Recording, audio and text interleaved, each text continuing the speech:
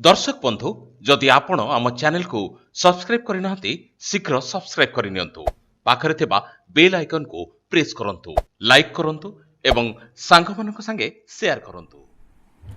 Welcome to Prasad academy पिला माने मु आपनकर जीएस ट्यूटर तो आपण माने गतकाली क्लास रे पढ़िथिले कि टिश्यू रो पार्ट 1 पढ़ुले तो आमे आज टिश्यू रो पार्ट 2 पढ़िबा को जाउछोंदी।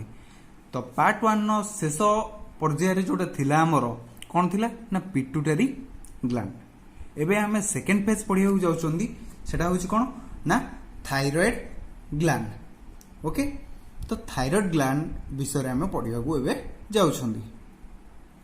ओके तो प्रथम पॉइंट आसला कोन it is H shaped gland माने कोन ई जो थायराइड ग्लैंड हमर जोटा थायराइड रे अछि बा जो तंटी पाखर जो थायराइड ग्लैंड अछि सेटा केमिति देखिबा को ना गोटे एच हमर जो इंग्लिश लेटर एच अल्फाबेटिकली जो हमर जो एच फॉर हरकुलेस बा एच भली देखा जाए। तो सेकेंड पॉइंट आसला कोन it stimulate oxygen consumption and increase metabolic rate. Okay it stimulate oxygen consumption and metabolic rate. अच्छा पिला मन मन रो क्वेश्चन आस्तुओ कि मेटाबॉलिक रेट कोन। ओके मेटाबॉलिक रेट माने कोन होची ना the rate at which metabolism occurs in a living organism। The rate at which metabolism occurs in a living organism। तो मेटाबॉलिज्म माने कोन मेटाबॉलिज्म माने कोन ना शरीर वृद्धिकारी रासायनिक प्रक्रिया जो शरीर वृद्धिकारी रासायनिक प्रक्रिया को आमे कहले कोन मेटाबॉलिज्म। हम मेटाबॉलिक रेट कोन ना the rate at which metabolism occurs in a living माने जो भाव रे मेटाबॉलिज्म घटी थाए लिविंग ऑर्गेनिज्म रे ताकू कहा जाय कोन मेटाबॉलिक रेट। ओके तो थर्ड पॉइंट होची कोन इट रेगुलेट्स टिश्यू ग्रोथ। ये जो थायराइड ग्लैंड टा कोन रेगुलेट करे ना टिश्यू रो ग्रोथ को रेगुलेट करे।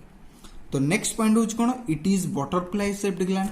देखो हमर नॉर्मल जो अछि मु फर्स्ट कहली कोन एच शेप्ड बटरफ्लाई टा हमर भी देखिया को ए भली कि नहीं एच भलिया देखिया पे तो आकु मध्य कह जाय कोन बटरफ्लाई शेप्ड ग्लैंड।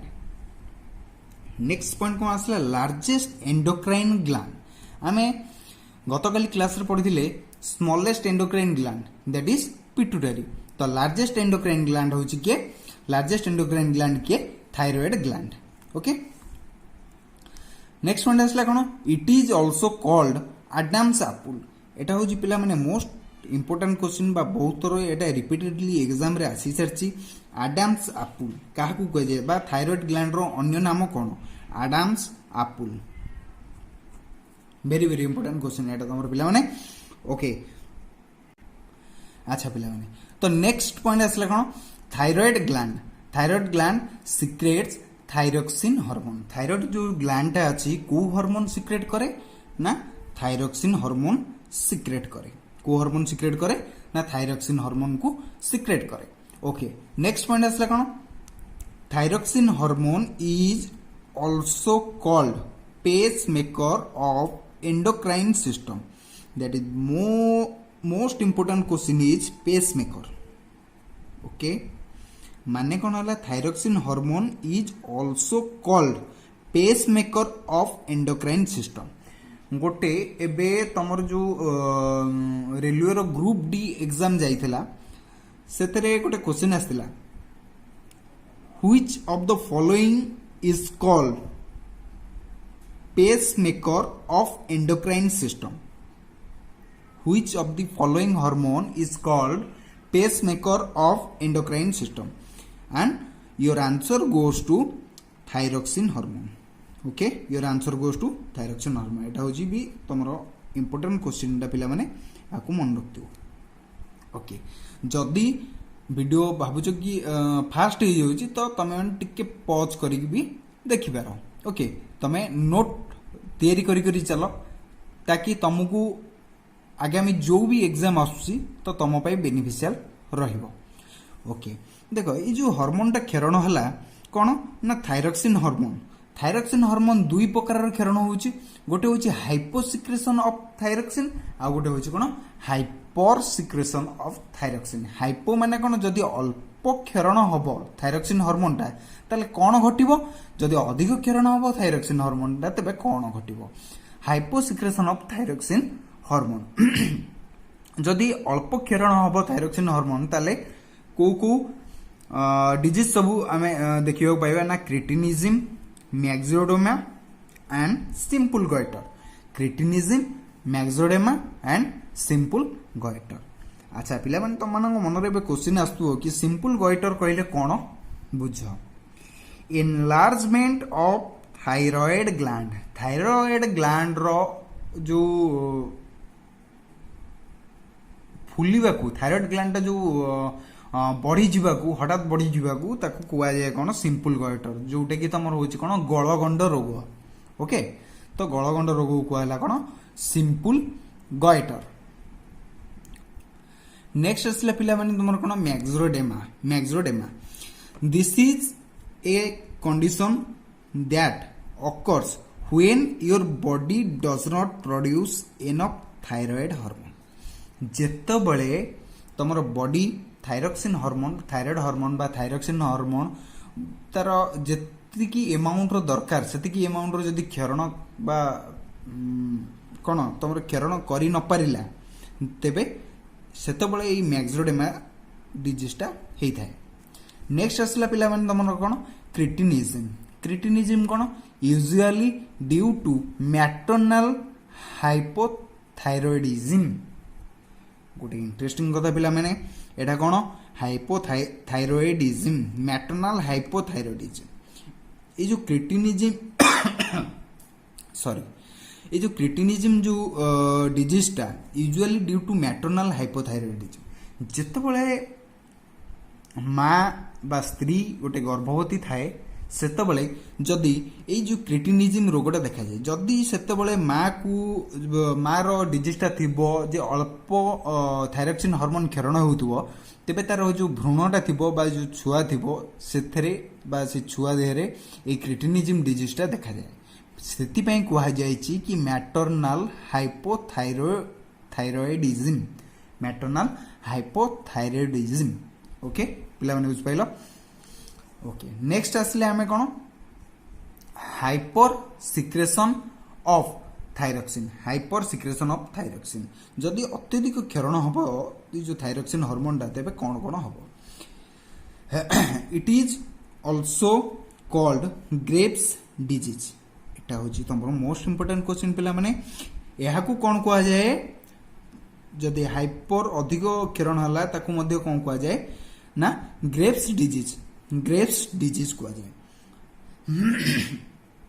देन असला ए जो हाइपर सिक्रेशन प्रभाव को सब डिजीज होता हमको टॉक्सिक गॉइटर कौन पिला माने ना a goitre that is associated with hypothyroidism is described as toxic goitre जो a goitre that is associated with अत्यधिक क्षरण हाइपो जो थायरक्सिन हार्मोन अत्यधिक क्षरण हेबा जोगु एई टॉक्सिक गॉइटर देखा जाता है जो डिजीजटा देखा जाता है देन आसला कौन एक्सोथैलामिक गॉइटर पिला माने कौन ना endocrine disorder that is the most common cause of hypothyroidism endocrine disorder आमे एबे पढ़छन कोन जो एंडोक्राइन सिस्टम रे बा जो एंडोक्राइन आमे जो दीटा पढ़ले ना एंडोक्राइन आ एक्सोक्राइन तो एंडोक्राइन सिस्टम रे जो endocrine disorder that is the most common cause of hypothyroidism रो मोस्ट कॉमन कॉज होची कोन जो एंडोक्राइन रो डिसऑर्डर ओके नेक्स्ट आसला पिला माने कोन पाराथायरॉयड ग्लैंड जदि पिला माने तुम पचरि कि पाराथायरॉयड ग्लैंड कोठी अछि तो थायरॉयड ग्लैंड रो जस्ट पछुकू तार ठीक ऑपोजिट साइड रे अछि कोन पाराथायरॉयड ग्लैंड रो प्रथम पॉइंट को हमें आसीबा कोन this gland regulates the calcium by producing a hormone called parathyroid hormone okay next point आसला कौन it cause stone disease parathyroid जो हार्मोन अच्छी ता बदल रे यार मुख्य माने यह कौन पे कारण होता है ना स्टोन डिजीज पे मुख्यतः दायी अटे स्टोन डिजीज पे मुख्यतः दायी अटे किए ना पाराथायरॉइड ग्लैंड देन आसला पिला माने किए एड्रेनल ग्लैंड प्रथम पॉइंट कौन it is also known as suprarenal gland यह कौन कह जाए ना सुप्रारेनाल ग्लैंड कह जाए इंपोर्टेंट मार्क कर पिला माने एगुरा नोट कर दबो नेक्स्ट पॉइंट आसला कौन ना it is small triangular shaped gland यह केमिति देखा जाए जो एड्रेनल ग्लैंड टा केमिति देखा जाए ना गोटे छोट एवं ट्रायंगुलर बे जो तुम त्रिभुज टाइप रो जिनसटा shaped gland located on top of both kidney देखो तुम जो सिंबो मंजी आकृतिर जो किडनी रही दी पटे दीटा तो तार जस्ट टॉप रे ओके जस्ट टॉप रे अच्छी कोडा ना adrenal gland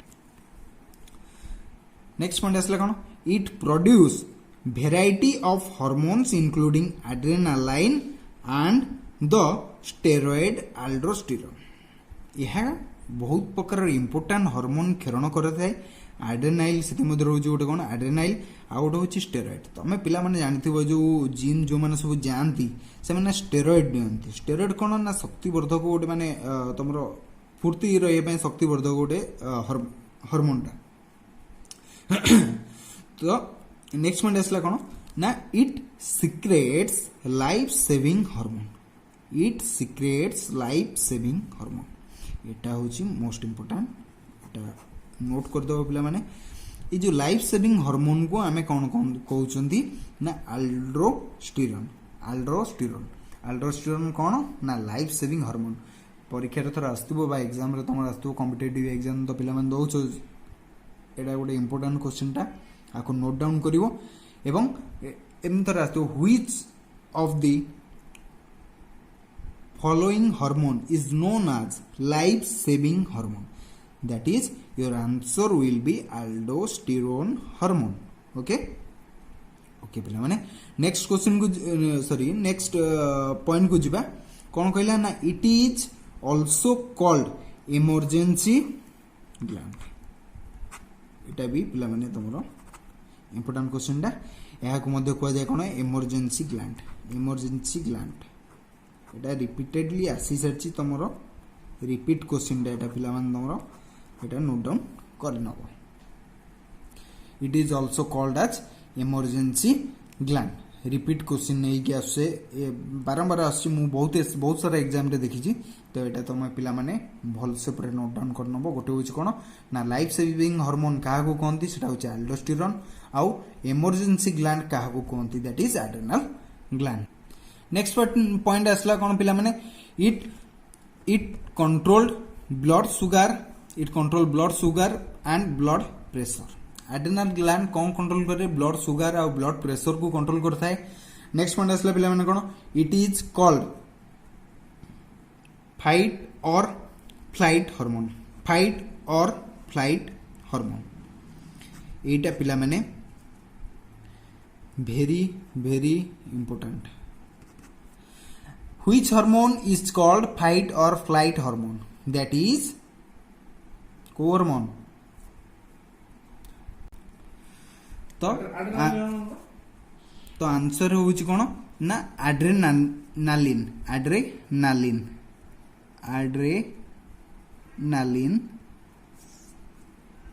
hormone adrenaline hormone जोटा कि अच्छी कोडी ना एड्रेनाल अच्छे एड्रेनाल ग्लैंड भितर अच्छे ओके नेक्स्ट पॉइंट होची कोन it also regulates sex hormone को सेक्स हार्मोन को ये रेगुलेट करछि गोटे होची एंड्रोजेन आउट होची ईस्ट्रोजेन एंड्रोजेन टा मेल मानकर सेक्स हार्मोन एंड एस्ट्रोजेन टा होची कोन फीमेल मानकर सेक्स हार्मोन ओके पिला माने बुझला नेक्स्ट आसिला हमर कोन ना pancreas. Pancreas. Pancreas is about 6 inches long and present at the back of the abdomen. Pancreas is about 6 inch long and present at the back of the abdomen. Pancreas होची केते metre sorry केते inch. Pancreas is about 6 inch long. 6 inch रो लंबा एवं कोठी रहिची कोठी present अछि at the back of the abdomen. Abdomen नो पछपटे बा behind of the stomach. Stomach रो पछपटे बा abdomen पछुकु abdomen और stomach रो पछुकु अछि कोन तमरो पिला माने pancreas अछि. अच्छा abdomen माने कोन ताल पिला माने abdomen होची कोन ना containing the digestive and reproductive organs. Containing the digestive and reproductive organ. तो मु तुम मानक गोटे एग्जांपल दोची कोन ना बेली. बेली भीतर कोन डाइजेस्टिव होची आउ रिप्रोडक्शन बा जो ऑर्गन अछि हमर एटा बेली रो जो लोअर बेली अछि सेउटू स्टार्ट होची. ओके तो आरो जो पैनक्रियाज रो इट हैज केतेटा सेल अछि. 4टा सेल अछि. कोन कोन ना गोटे अल्फा सेल, गोटे बीटा सेल, आ गोटे डेल्टा सेल एंड आ गोटे होची कोन 1 C cell. Okay C cell जहा जोटा अछि तार नो माने तार फंक्शन एपंद किछि जणा जाई नाही. माने छोट मोटो काम छोटो बा कोनोसी भी काम करि न थाई पारे सेमि गोटे सेल थाए. ओके तो सी सेल रो कोनोसी प्रकार काम एपंद जणा जाई नाही. आसिला कोन ना alpha cell secretes the hormone glucagon. ये जो अल्फा सेलटा कौन सिक्रेट करे, को हार्मोन सिक्रेट करे ना ग्लूकागन हार्मोन सिक्रेट करे. हैला नेक्स्ट असला कि बीटा सेल. बीटा सेल कौन प्रोड्यूस करे. बीटा सेल इंसुलिन प्रोड्यूस करे.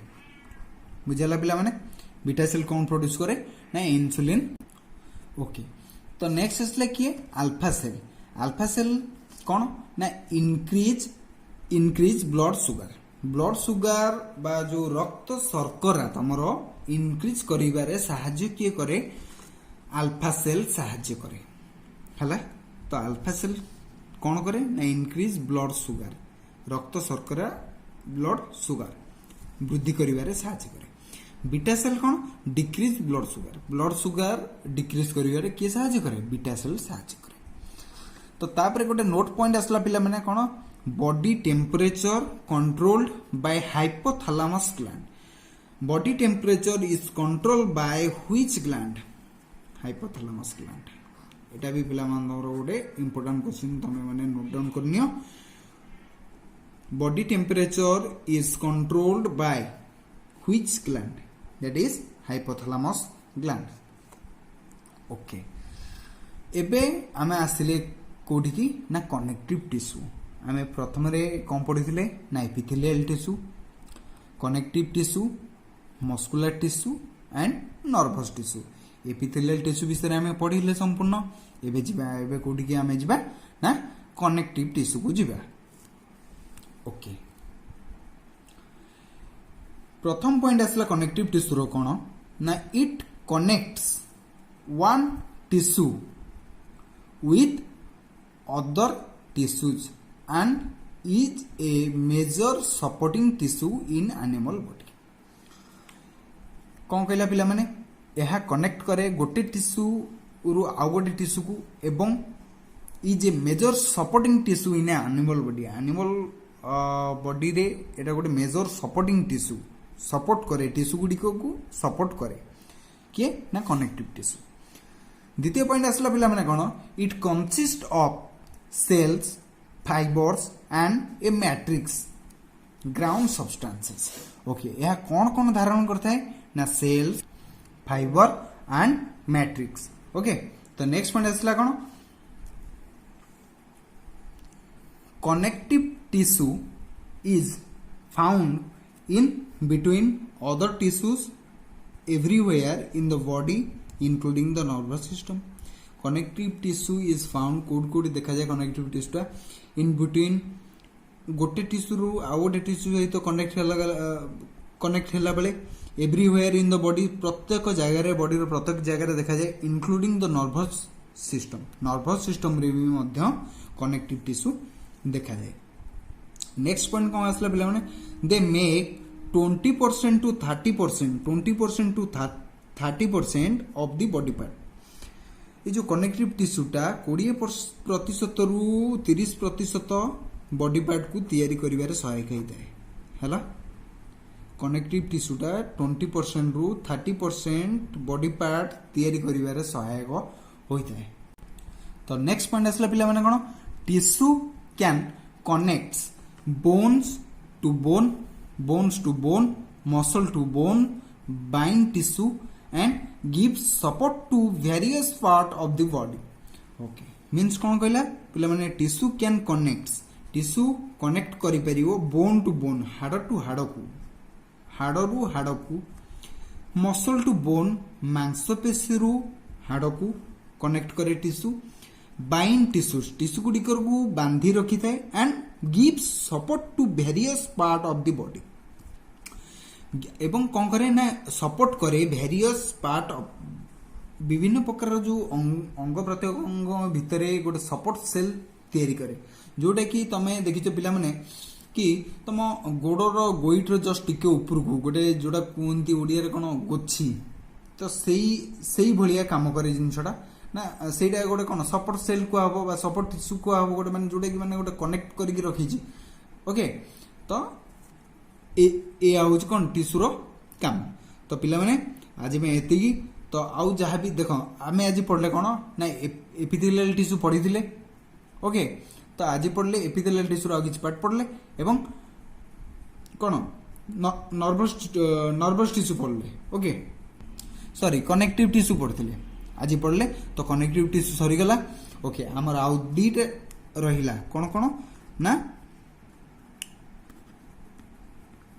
nervous tissue another is muscular